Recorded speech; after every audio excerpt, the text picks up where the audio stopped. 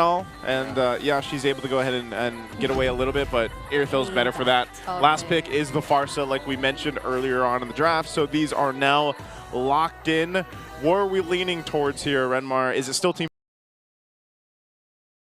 The starter for Falcons in the orange buff is actually a fast leash. It was 3 bodies committed into the orange start for Kyle TZ so that they can clear that up as quickly as possible. That's where the Granger of Super Marco went first alongside. But Ogwin accidentally got the orange buff. We saw this with TLPH last week. Yeah, JP accidentally got the buff of Carl. Now this time it's Ogwin who got the buff of Kyle. Oh no.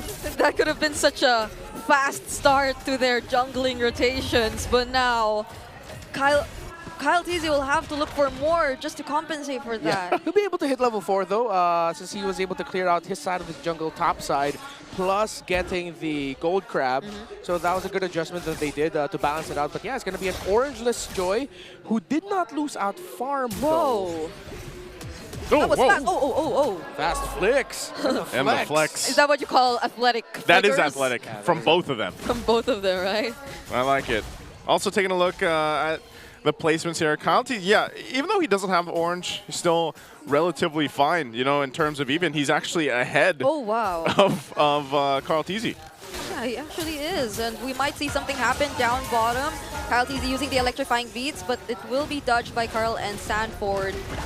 Nothing much happening yet. Still the farming for both of these two. Ogwin's not trolling him. Tosses here and there, but it seems like Ogwin might be the first to fall. That was very unfortunate for Team Falcons. Yeah, big punish, and that slows down the rotation and the scaling for Falcons, as Team Liquid will be able to get the turtle without a problem unless Kyle has another plan for it. It seems like he does have a plan. He's Sanford buffless. will use the curtain call. Oh, denies! The dash coming in from Kyle TZ, and now with the yo-yo blitz, he will attempt to take him out, but he will be able to survive. That was a great play. Okay, that was tough to see. So it seems like one thing building on the other right now for Team Falcons, and it's not going their way here. Yeah, and Oheb is beating Marco in lane right now. Of course, the Irithel being one of the natural counters to the Granger in lane. Lately, though, it's become a little bit of a 50-50 between those two heroes and who wins and who loses. But in this specific matchup so far, it's Oheb winning in the gold. But this is literally Ogwin helping and babysitting Kyle, making sure that he gets more farm. But look at that blade surge. Oh, there's the unstoppable force though, and look at the dispersion rotation, just denying the attempts from Falcons, taking down Ogwin, and now Few might be next. That's a double kill for Carl TZ. And it's a killing spree for him. Plus an emblem, the killing spree. Actually, that's what he has. So Yes. yeah, Carl TZ, great entries and timing. So what we were talking about in the condition of controlling the center of the map so far, how Sanji, JP, and Carl have been playing around it so that it controls the rotations of Falcons right now have been great. Did you see? They're doing a great job. Yeah, and even in the XP lane, there's just zoning out Flap, cutting him off from getting some of the XP cards. So it is Ogwin kind of babysitting right now, Kyle TZ, but so far that's one of the things. If he doesn't actually have, oh no, diversion? Diversion, and they go for Kyle TZ, try to burst him down, but he's able to escape. Few also using the fettered airstrike. There's the toss, and Carl TZ will just focus onto Few, but it seems like Sanford's the one getting bursted down. Flicker from Ogwin, and the split is still there, or it was already previously used. Ogwin falls, and Flap TZ, despite all that, he still survives.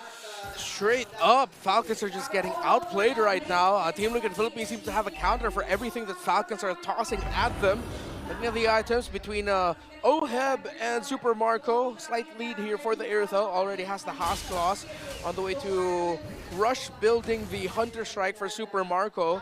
So despite Falcons having a good lineup and skills up in the mid-game, they might need to wait a little bit more to hit their power spikes, as Team Liquid Philippines have set the tempo for majority of it.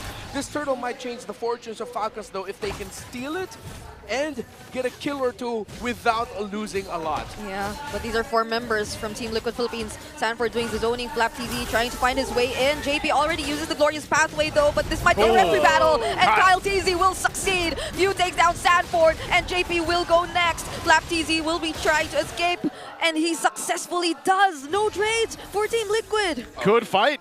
Good fight for Team Falcons, able to go ahead and get a couple of kills, and then Kyle swoops in and gets the turtle. Yep. Exactly what we were talking about, though. That for Team Falcons, they need to get a big win. And Sanji! Oh, a dispersion rotation followed by a blade surge just to burst down Kyle. Few and Flapteezy are here, but Team Liquid, they're running away. Ogwen, though, spots Sanji. Will they still go for it? Flapteezy, half HP now. He will be using the split, but that won't make him escape. That's why Sanji's the low yi master in MPL Philippines. How he used the diversion right away after the previous turtle, immediately going to the purple buff area to give vision for CarlTZ to set up the kill onto Kyle. And with that, I mean, Team Falcons was able to go ahead and stop some of the build up in the lead all around for TLPH, but they also now lose that first turret on the top side, and they have to have an answer for that kind of setup potential. Not only the diversions coming out from Sanji, but also just the fact that CarlTZ is able to pump out so much damage, and that he's 4-0 right now. He is scaling so much faster than Kyle. Here's a diversion again. They know the buff is up. Oh, he still got it? He didn't. He didn't. Okay. CarlTZ was still able to secure it, but there's the curtain call also used. This feels really interesting since honestly you would think that Falcons with the Jawhead and the Pharsa would be the ones who will be rotating really fast. But I feel like since Ogwen's been trying to help CarlTZ for a majority of the early game, Team Liquid Philippines gets to position themselves first. And but there's the engage coming in from Falcons though. Uses the ejector onto JP. The Glorious Pathway will be the response, however, and he still sustains, but not for long as he gets taken down by Super Marco. Yeah, that's a big pick off there for Falcons. They might be able to continue this. They go for the conceal. Conceal's going to be used. Fighting for the last turtle of the game is 1-for-1 so far. They just hold it there with Sanford. A diversion again on the other side. Might be looking for a surprise attack here. Oh no, they spot out Few! And they force out the flicker curtain call coming in from Sanford. They can't use the wings by wings, but then Sanford will still go for it, taking down Few. And now Sanford is the trade. But that's a 1-for-1 so far, and they're still gonna go for it. They captured CarlTZ. He gets the bullets from the Rhapsody. And with the unstoppable force there as well, they will make sure that he goes down. Another Glorious Pathway coming in from JP. Slows down Ogwen. But Falcons, they're just buying time. They're just gonna take the objective. Okay, no CarlTZ here for Team Liquid Philippines, no retribution, but CarlTZ used his, so they cannot rush this turtle. It's gonna be a reset, and another big fight potentially coming up for turtle number 3, diversion, to send Oheb to the bottom lane. Just send him, you know what, forget the turtle, go push the lane. All right, Flapteezy split, almost getting bursted down, and without CarlTZ to contest, Falcons will secure this turtle. But it seems like Oheb is getting his hands on the second turret so far of the game. Good trade. They knew they weren't going to be able to go and contest for that turtle, so they might as well go grab the second turret for them. And that's the advantage right now they have against Team Falcons leading into the eventual Lord. They have no turrets down, so they have a little bit more space to work with on the map. Yeah, that's something that you have to deal with when you're up against a low yi and you're not really a lineup built for macro. Although, yes, you can get around the map quickly as a Jawhead and the Pharsa. It's just the overall macro leans towards Team Liquid Philippines, while Falcons likes to play around pickoffs and engagements. That's how they're keeping themselves in game right now within distance of Team Liquid Philippines because they're winning some fights. And another diversion is committed. Oh, right there. Go for Flapteezy. JP trying to block the other members, but Flapteezy will be able to sustain the damage. And they force out the feathered airstrike too from Few, but there will be no casualties just yet. Yeah, Glue. And maybe this is why Redmar mentioned he's such a fan for Glue. Glue is so good at being able to withstand that amount of damage, with the split and everything else, especially when he starts to continue to build up some of the defensive items here. You're already taking a look, though, the damage dealt Sanji and Carl really high up there, but I do expect as the game goes a little bit longer into the late game, Few is going to be a pretty big threat when it comes down to especially those objectives because he's only got the glowing wand right now. Yeah, same thing goes for Super Marco, who just built up his third item, already up to the Malefic Roar. But of course, he gets out quickly because he went for the Sky Piercer second. The toss-up! Oh! They find Carl right before the objective spawns! Yikes! That's not good for the Liquid girlies out there. Yeah, that's and the one beside me. And the one beside you. That's the Noops right now. They might be able to delay it, though. I know it is up in about 5 seconds. Carl's got about 12 on the death timer. TLPH might try to go ahead and stall it out unless they just give it up and get ready for a base defense because they should be able to clear things, because look how fast this is going. Yeah, there's not enough time here. Oh no, there's a diversion though, but they still won't make it in time. Are they still gonna commit? Oheb with a heavy crossbow decides to join the fight, but Sanford is the first to fall. Now Sanji uses the flicker to get away because JP might inevitably fall too. And that's all the more better for Falcons. They don't just get the objective. Super Okram looking good right now. He's 4-0 and 2. I believe that's 2 or 3 stacks on his Sky Piercer, considering when he built it and the kills he got since then. And yeah, again, you're seeing why I'm a glue guy. Ogwin with the conceal. Oh, Ogwin going for Sanji. Oh, it's not Oheb he's after. It's actually Sanji. Now Super Marco's unstoppable, and they expose the mid lane base turret of Team Liquid. At this point, Ogwin's made up for taking the orange buff at the beginning of the game. He's gotten so many tosses on the right targets. Now they're going to approach the base. The shields are still up, so these are going to pop, but the feathered airstrike comes down. No more holy shields for the top lane turrets. But Team Liquid Philippines successfully clears it out for now.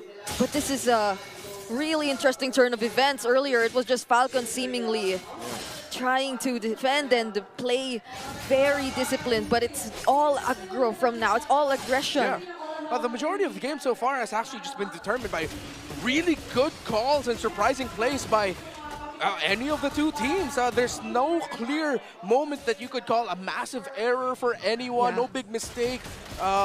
It's just been two teams playing really damn good MLBB, and lately it's been Team Falcons with Super Marco now bulletproof 5-0-2. So Oheb is deathless as well, but we're starting to feel as to why I was kind of iffy about this Irithel.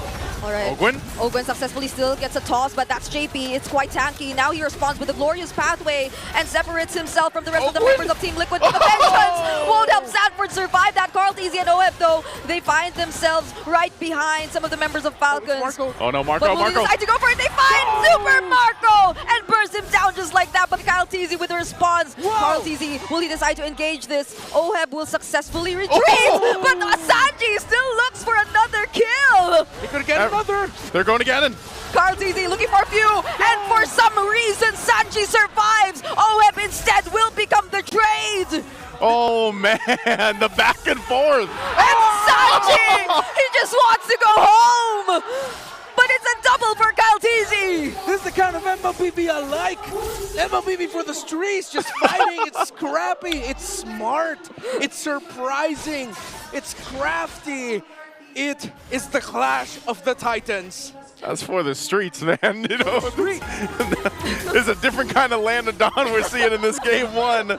TLPH and Team Falcons. We mentioned it's a battle of Titans. We know some of the stakes already in week 5. If TLPH wins this series, they're one step closer to locking in a spot already for the playoffs, but Team Falcons is definitely making them work for it. They're going to have control of this Lord right now. TLPH will get in position. They do have the diversion. Flap TZ already taken a couple shots. All right. Flap TZ will try to latch onto Carl TZ, and he successfully does so after he zones him out. But few anticipates everyone else. Sanji gets bursted down, and it's a trade for the mid laners. But Oheb, unfortunately, will fall next. Now Flap TZ still on the zoning, gets to successfully distract Carl TZ. And now another successful toss onto Sanford too, and they triple for Super Marco. Now only leaving JP alone to defend. Team Liquid thought that they could find another great diversion, but the golden gold few was ready for them. Concealed from JP, trying to buy some time, but there's a minion alongside the Falcons, and they gain access to the base and successfully claim game number 1. Bulletproof Marco coming in.